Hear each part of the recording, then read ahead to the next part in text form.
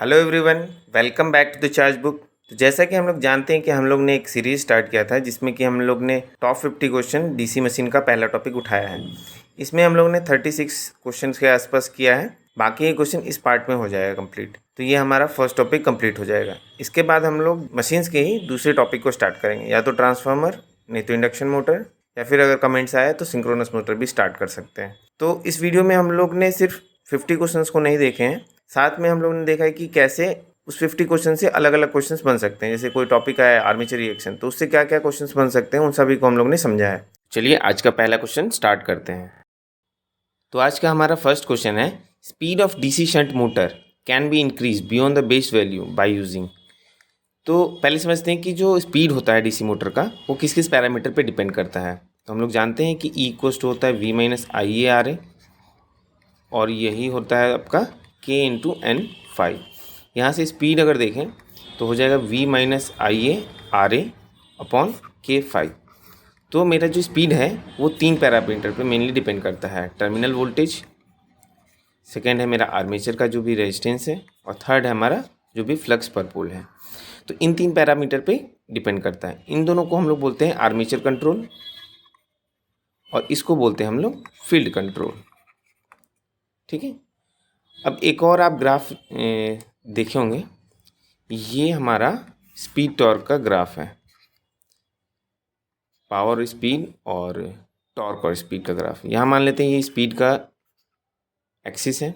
जैसे जैसे स्पीड बढ़ाएंगे मान लेते हैं यहाँ पे बेस वैल्यू है एन बेस।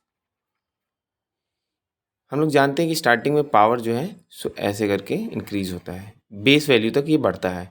बेस वैल्यू के बाद पावर मेरा कांस्टेंट रह जाता है, और जो टॉर्क होता है वो बेस वैल्यू तक हम लोग कांस्टेंट रख सकते हैं।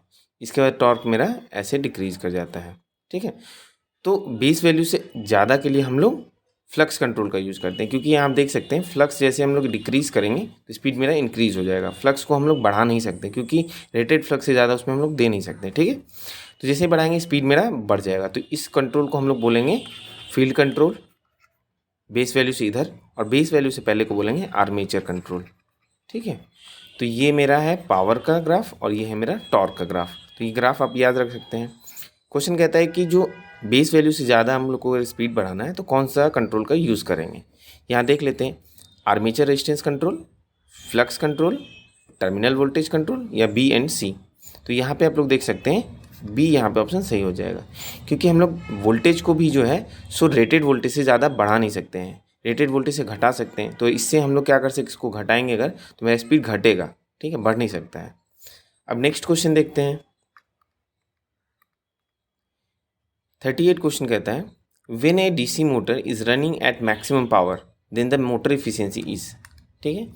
तो मोटर के केस में हम लोग जानते हैं कि जो मैक्सिमम पावर का कंडीशन होता है EB यानी कि back EMF equals to V/2 होता है। साथ ही साथ इसको भी हम लोग लिख सकते हैं IaRa भी होता है, क्योंकि हम लोग जानते हैं कि EB equals to V minus IaRa होता है।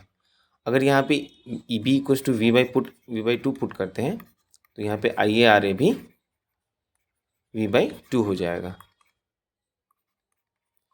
इस केस में क्या होता है कि आधा पावर ही हमारे लोड तक पहुँच पाता है, उसकी वजह से जो हमारा एफिशिएंसी होता है 50% होता है। ठीक है। तो आप दो कंडीशन हमेशा याद रखिएगा, ये वाला, इसमें लोग एक याद रखते हैं और एक ये वाला IaRa वाला भूल जाते हैं। ठीक है। अब नेक्स्ट क्वेश्चन देखते हैं।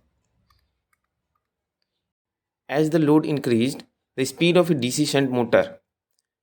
डीसी शंट मोटर का पहले हम लोग बना लेते हैं स्पीड कैरेक्टरिस्टिक। ये मेरा स्पीड है और ये मेरा मान लेते हैं आर्मेचर करंट है।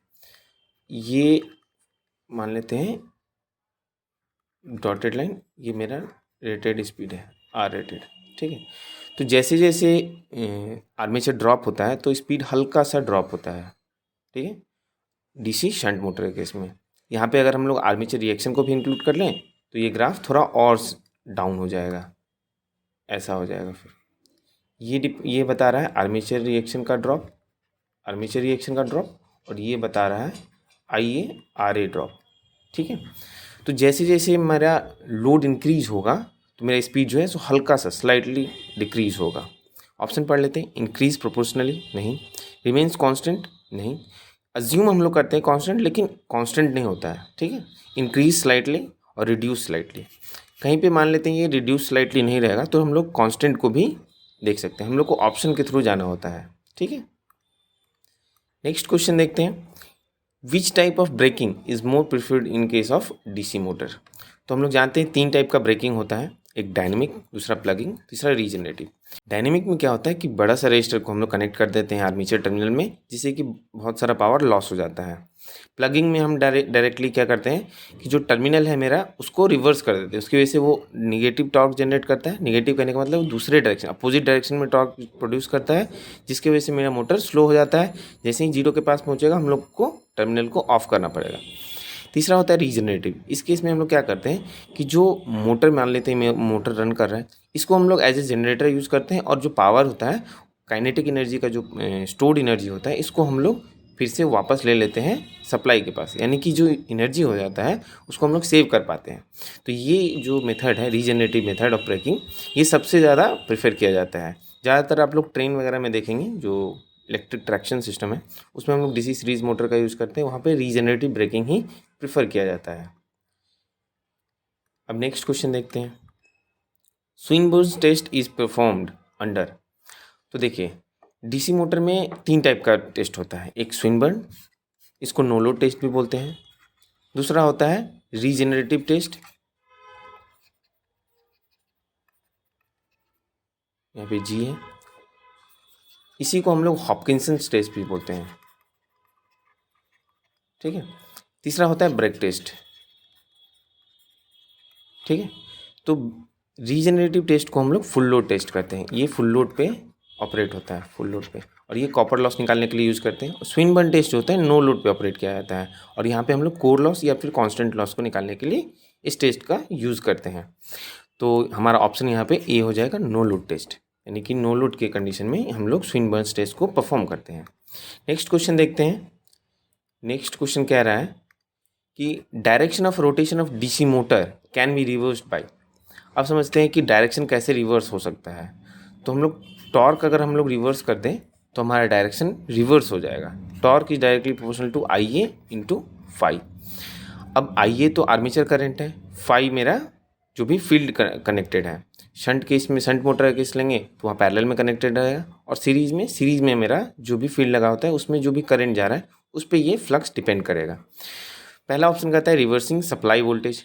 तो जैसे ही हम सप्लाई वोल्टेज रिवर्स कर देंगे, मान लेते हैं हम लोग केस ले लेते हैं डीसी शंट मोटर का केस ले लेते हैं, यहाँ पे डीसी शंट मोटर है, ठीक है। यहाँ पे पॉजिटिव निगेटिव पहले हम लोग दे रहे थे, अब क्या करेंगे कि यहाँ पे हम लोग निगेटिव दे देंगे, यहाँ निगेटिव यहाँ पॉजिटिव। जब यहाँ पॉजिटिव दिया हुआ था तो करंट इधर से जा रहा था, यहाँ पे ऐसे जा रहा था और यहाँ पे ऐसे जा रहा था। जैसे ही हम लोग निगेटिव वोल्टेज देंगे, यानी कि टर्मिनल को रिवर्स कर दें, ये माइनस और इसको प्लस ले लेते हैं बाद का, और पहले का जो था इसको हम लोग प्लस ही रहने देते हैं, और यहाँ पे हम लोग माइनस कर देते हैं, ठीक है। यानी कि वो पहले का है, रेड वाला जो है पहले का है, और जो येलो वाला है ये बाद का है। अब जैसे ही पॉजिटिव देंगे तो करंट मेरा इधर से जाएगा, यहाँ पे देख सकते हैं इधर जाएगा, और यहाँ पे ऐसे जाएगा। तो आप लोग देख सकते हैं आई ए भी रिवर्स्ड हो गया, ये आई ए डैश है और ये आई एस एच डैश है। तो आई ए भी रिवर्स हो गया, यानी कि आई ए जो है सो माइनस आई ए हो गया, और आई एस एच भी है so minus I S H हो गया। तो जो मेरा फ्लक्स होगा यहाँ पे ये जो होगा माइनस आई ए, और यहाँ पे माइनस फाइव, तो माइनस माइनस फिर से पॉजिटिव हो जाएगा, और ये आई ए इंटू फाइव, यानी कि सेम टॉर्क प्रोड्यूस करेगा, सेम डायरेक्शन में टॉर्क प्रोड्यूस होगा। तो रिवर्स करने का एक ही तरीका है कि हम या तो इस करंट को, इस आर्मेचर करंट को रिवर्स कर दें, नहीं तो इस फील्ड करंट को रिवर्स कर दें, ठीक है। तो ऑप्शन अब पढ़ लेते हैं। बाय रिवर्सिंग टर्मिनल वोल्टेज तो नहीं हो पाया, इससे तो नहीं हो पाया। रिवर्सिंग फील्ड करंट, तो फील्ड करंट को रिवर्स करके हम लोग कर सकते हैं, ठीक है। रिवर्सिंग आर्मेचर करंट, तो ये करके हम लोग कर सकते हैं, सिर्फ ये करके, दोनों को साथ में नहीं। तो ऑप्शन नंबर डी देखते हैं, यहाँ पे लिखा हुआ इधर बी और सी, तो ये ऑप्शन हमारा करेक्ट हो जाएगा इस क्वेश्चन के हिसाब से। अब आगे चलते हैं। नेक्स्ट क्वेश्चन कहता है no load speed of which of the following motor will be highest. तो अब समझते हैं नो लोड स्पीड है, तो शंट का जो हम लोग है ग्राफ हम लोग जानते हैं कि ये ऐसा होता है, ठीक है।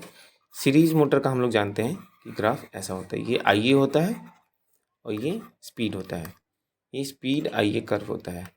मोटर होता है ना, इसमें 3 कर्व होते हैं, एक होता है स्पीड वर्सेस आई ए, दूसरा होता है स्पीड वर्सेस टॉर्क, तीसरा होता है टॉर्क वर्सेस आई ए। ठीक है, तो इन तीनों कैरेक्टरिस्टिक को हम लोग को हमेशा याद रखना है, कहीं पे भी इसका इस्तेमाल हो जाता है। जैसे यहाँ देखिए, आप कैरेक्टरिस्टिक से बता सकते हैं, बहुत सारे क्वेश्चन को सॉल्व कर सकते हैं।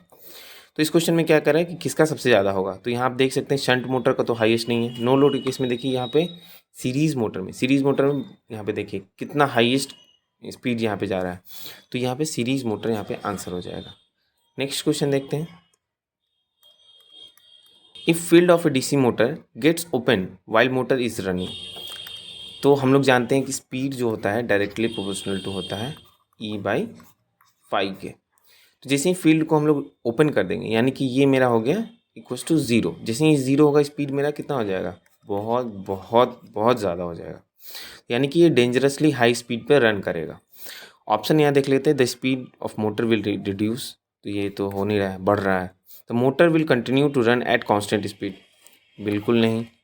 The motor will attain dangerously high speed, हाँ ये हो रहा है। The armature current will reduce, तो इसका तो कुछ अता पता नहीं है। तो मेन देखिए ऑप्शन हम लोग को चारों पढ़ना है हमेशा। कभी कभी होता है कि फोर्थ ऑप्शन जो होता है वो थोड़ा सा ऐसा दे देता है कि पहले 3 ऑप्शन में ही हम लोग को डाउट रहता है और चौथा ऑप्शन सही हो जाता है। तो ऑप्शन हमेशा चारों पढ़िए, आप श्योर भी हो तो भी चारों ऑप्शन पढ़ना चाहिए। ठीक है, अब नेक्स्ट क्वेश्चन देखते हैं। Starters are used with DC motor because, तो डीसी मोटर केस में हम लोग मेजरली 3 स्टार्टर यूज़ करते हैं, 2 पॉइंट स्टार्टर, 3 पॉइंट स्टार्टर और 4 पॉइंट स्टार्टर। 4 पॉइंट स्टार्टर जो है सो हम लोग सीरीज़ के केस में यूज़ करते हैं, क्योंकि 3 पॉइंट स्टार्टर्स हम लोग सीरीज़ में यूज़ नहीं कर सकते हैं। इन दोनों को हम लोग मेजरली हम लोग शंट और कंपाउंड के लिए यूज़ करते हैं। ठीक है, तो यूज़ क्यों करते हैं अब जानते हैं। स्टार्टिंग के केस में पहले तो हम समझते हैं कि V इक्वल्स टू क्या होता है, सप्लाई वोल्टेज हम लोग देते हैं E+IA/RA, मोटर है इसलिए ये EB होगा, बैक EMF। जैसे ही हम लोग स्टार्ट कर रहे हैं तो यहाँ पे बैक EMF जनरेट नहीं होगा, तो इसका वैल्यू क्या होगा, 0 होगा। तो यहाँ पे V इक्वल्स टू IA/RA होगा। यहाँ से क्या मिल रहा है कि IA equals to V/RA। RA हम लोग जानते हैं कि 0.5, 0.6, 0.2 इस टाइप का होता है वैल्यू, तो ये बहुत कम वैल्यू होता है और इसका वैल्यू 240, 250, 400 इस टाइप का हम लोग का रेटिंग रहता है। तो यहाँ पे जो आर्मेचर करंट होगा बहुत ज़्यादा फ्लो करेगा, तो ये स्टार्टिंग करंट जो होता है बहुत ज़्यादा हाई होता है। इस करंट को हम लोग को डिक्रीज़ करने के लिए हम लोग क्या करते हैं, स्टार्टर्स का यूज़ करते हैं। इसमें बहुत सारे पॉइंट्स लगे होते हैं, ऐसे करके इसमें स्टड्स लगे होते हैं, यहाँ पे पॉइंटर रहता है, ये धीरे धीरे ऐसे ऐसे मूव करते करते लास्ट पॉइंट पे जाता है। लास्ट में जैसे ही स्टार्ट हो गया तो ये रेजिस्टेंस को ये सब R1 R2 ऐसे करके लिखा रहता है। ठीक है, ये सब एक्सटर्नल रेजिस्टेंस का यूज़ करके हम लोग जो टर्मिनल आर्मेचर करंट होता है उसको रिड्यूस करते हैं। तो हम लोग समझ गए कि स्टार्टर्स का यूज़ हम लोग क्यों करते हैं, डिक्रीज़ करने के लिए आर्मेचर करंट को। तो ऑप्शन नंबर यहाँ पे देख सकते हैं D, to restrict armature current as there is no back EMF while starting, तो ये ऑप्शन सही होगा। बाकी आप ऑप्शन सब पढ़ लीजिएगा। ठीक है, नेक्स्ट क्वेश्चन देखते हैं। By looking at which part of motor it can be easily confirm that the particular motor is DC motor. तो हमने पहले भी बोला था कि अगर हम लोग कम्यूटेटर को ध्यान दें तो कम्यूटेटर से ही हम लोग का जो आर्मेचर के अंदर करंट AC होता है, ऑल्टरनेटिंग साइनसोइडल। तो हम लोग अगर वहाँ पे कम्यूटेटर लगाते हैं तभी हम लोग का जो डायरेक्ट करंट है वो मिल सकता है। तो कम्यूटेटर को देख के हम लोग कह सकते हैं कि जो पर्टिकुलर मोटर है वो DC मोटर है या AC मोटर है, तो इसका आंसर हो जाएगा कम्यूटेटर। नेक्स्ट क्वेश्चन देखते हैं। नेक्स्ट क्वेश्चन कह रहा है कि 3 point starter is considered suitable for, तो अभी जस्ट हम लोग देखा कि 3 पॉइंट स्टार्टर हम लोग सीरीज़ के केस में यूज़ नहीं करते हैं। ऑप्शंस देख लेते हैं। शंट मोटर यूज़ होता है, shunt motor as well as compound motor, ये भी सही है। Shunt motor as well as series, तो ये नहीं। ऑल DC मोटर, ये भी नहीं हो सकता। तो यहाँ पे देख सकते हैं ये वाला ऑप्शन ज़्यादा सूटेबल है, क्योंकि इसमें दोनों मोटर्स का नाम है, कंपाउंड मोटर के लिए भी हम लोग यूज़ कर सकते हैं और शंट मोटर के लिए भी यूज़ कर सकते हैं। नेक्स्ट क्वेश्चन देखते हैं। Which of the following is not the function of pole shoes in a DC machine.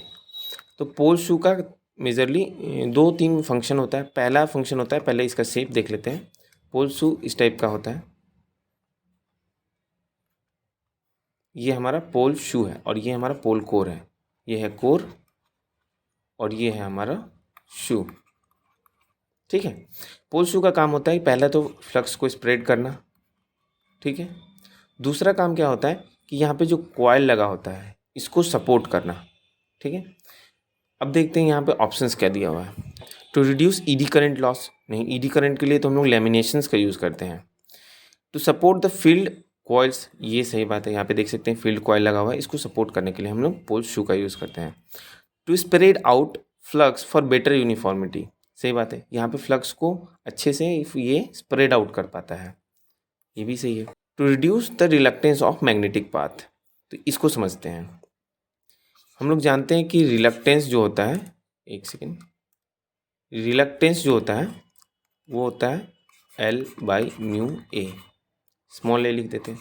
ठीक है, तो L/μA, यहाँ पे एरिया आप देख सकते हैं, जो पोल शू है इसका एरिया ज़्यादा होता है, करेक्ट, क्रॉस सेक्शनल एरिया जो होता है ज़्यादा होता है, उसकी वजह से मेरा जो रिलक्टेंस है वो घट जाता है। यहाँ पे रिलक्टेंस घट जाता है तो इसीलिए हम लोग ये ऑप्शन भी सही बोलेंगे। यानी कि यहाँ पूछा है कि which one of the following is not a function of pole shoe, तो यहाँ पे हमारा ऑप्शन नंबर ए जो है सो नॉट ट्रू है, यानी कि ये मेरा इस क्वेश्चन के हिसाब से ये सही हो जाएगा। अब नेक्स्ट क्वेश्चन देखते हैं। Which DC motor is generally preferred for crane and hoist, तो हम लोग जानते हैं कि क्रेन और होस्ट के लिए स्टार्टिंग टॉर्क बहुत ज़्यादा ज़रूरत होता है और ऐसा अचीवमेंट हम लोग सिर्फ सीरीज़ मोटर से कर सकते हैं। तो क्रेन और होस्ट के लिए हम लोग सीरीज़ मोटर को प्रेफर करते हैं। साथ ही साथ हम लोग बूस्टर के लिए भी सीरीज़ मोटर का यूज़ करते हैं, ट्रांसमिशन लाइन में बूस्टर के लिए। उसके लिए ट्रैक्शन सिस्टम यानी कि ट्रेन वगैरह में, ट्राम वगैरह में, ठीक है, ट्राम वगैरह में हम लोग सीरीज़ मोटर को प्रेफर करते हैं। अब नेक्स्ट क्वेश्चन देखते हैं।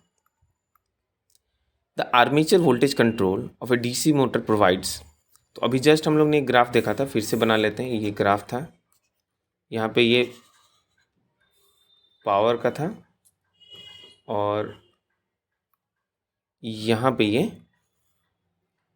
टॉर्क का था। ठीक है, यहाँ पे मान लेते हैं ये मेरा एन बेस है, यहाँ पे आप लोग ओमेगा बेस भी लिख सकते हैं क्योंकि स्पीड तो ओमेगा से भी रिलेटेड होता है, ओमेगा रेडियन पर सेकेंड में होता है, और एन जो होता है आरपीएस या फिर आरपीएम, इन दोनों में से किसी भी यूनिट में हो सकता है। ठीक है, तो इधर के लिए हम लोग कौन सा यूज़ करते थे, फील्ड कंट्रोल, क्योंकि हम लोग जानते हैं फ्लक्स जो है इन्वर्सली प्रोपोर्शनल होता है। इधर के लिए हम लोग यूज़ करते थे आर्मेचर कंट्रोल। ठीक है, ये मेरा टॉर्क है और ये मेरा पावर है।